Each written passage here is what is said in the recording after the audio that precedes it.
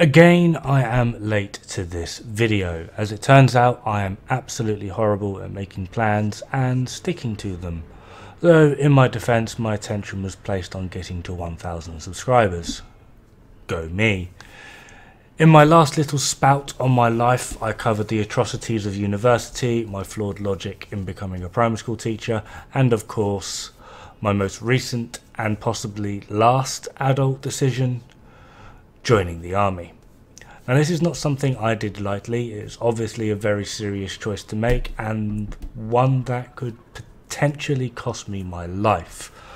As a matter of fact, at the time of my military enrollment, there was a lot of eyes, shall we say, in the Middle East, as though there are none now. However, this was 7 years ago. Now, before I continue, in the interest of anonymity, any characters provided will be given a nickname or general name change if I can't think of something witty and colourful. I do this, 1, I like to be vague, and 2, I know one of my colleagues watches these and I find it funny to watch the rat squirm. As such, we will call said rat Splinter. Now, you must understand I cannot go into too much detail as the ins and outs of my career of choice can be somewhat vague just in general. If you wish to know more, join the army. My training is or was approximately 6 months long, where morale is most certainly left at the gate, and anything else that is you and you bring with you is slowly and meticulously broken down so the instructors can build you back up again in the desired image of the army. You are taught to wash, shave, eat, make your own bed, clean your room, be horrifically polite in the face of someone screaming at you, all to a standard that can only be described as inhuman. After 6 months, I concluded my training and finally started to learn how to drive, a feat I'm still anxious about to doing this day. As such, I do not own a car. After I narrowly passed my driving test, I was assigned to my first unit, where military training in a manner continues for another 9 months to a year. Where my initial training was to teach me to work with a platoon, together at a platoon level, my first unit serves the purpose of teaching you to work at a company level, where a company is made up of 3 platoons, where all work individually to serve the greater company, or the whole.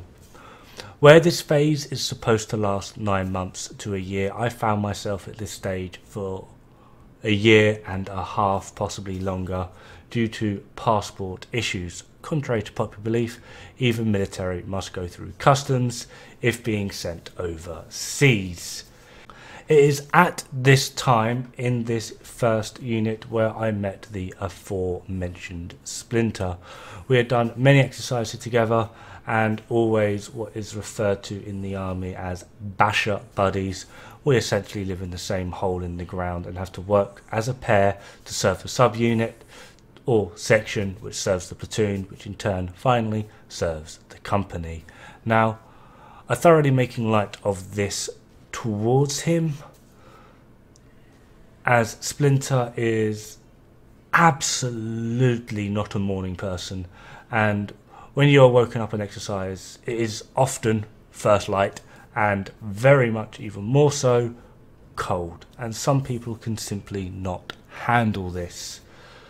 Splinter is not unlike this. Every morning I had to cook him breakfast, make him a hot drink and tidy up the mess he made before he could function.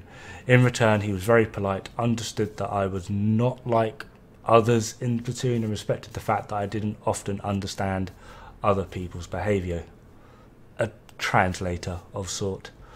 It is at this time I feel I should mention that when Splinter first arrived to the platoon, I simply stated to him that if he ever annoyed me, I would peel off his face and wear it.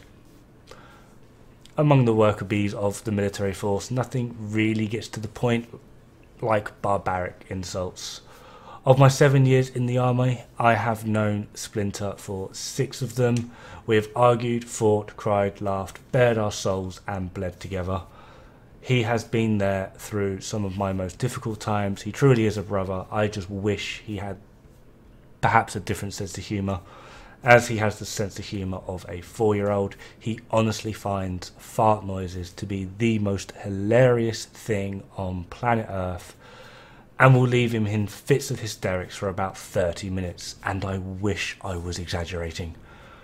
Another notable mention of my military career going through is the Godchild. Not quite as good as a god, but damn well close.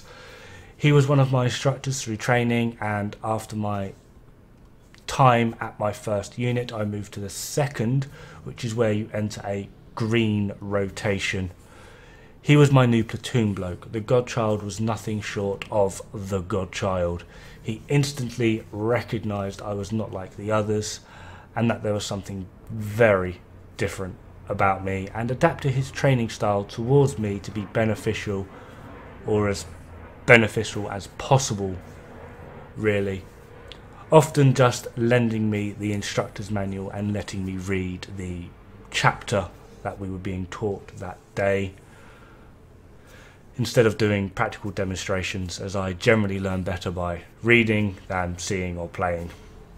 As I entered the green rotation, he specifically asked for me to be in his platoon, as he had already been noted by other high ranks that I can be difficult to work with. As such, we are taught and trained to respect rank. I wholeheartedly find it difficult to respect a rank if it is indeed attached to a complete moron. The Godchild, however, is a man that I would follow to hell and back, doing a backstroke through lava. Many people say their fathers are their heroes. The Godchild was mine. Just because it could be potentially fun, the following are creative names of actual people and some of my interactions with them over the past 7 years. We have Puttyhead. I genuinely tried to stab him after he told me that I was going to hell because I did not believe in his God. Father, the man that tried to convince me that there's more evidence for believing in God than there is for Charles Darwin. Goodyear, the idiot that couldn't understand why I would not do his job for him. Maggie Thatcher is always better than you until you glare at him, then he cries. We called him Maggie Thatcher because he believes he saw her at a football match when she had died 4 years prior. Meatballhead, completely convinced I'm a witch. Don't ask. Moonhead tried to man test me and failed. Yada has 6 jokes, tells them on repeat. Don't tell him that though, he gets very angry with you. And Eggy, the only man to ever look at my penis and vomit. Don't ask. Anyway, during my green rotation, due to a series of horribly unfortunate events, I was sent to a different job location where I now look after some of the highest ranking members of the army, horses. I've been in this job role for nearly 5 years, and in this job role, 1 year after arriving and finding my bearings and getting used to the scenery, who should arrive? That blasted Splinter with all of his fart jokes and god-awful laugh. Still, at least it's a familiar face.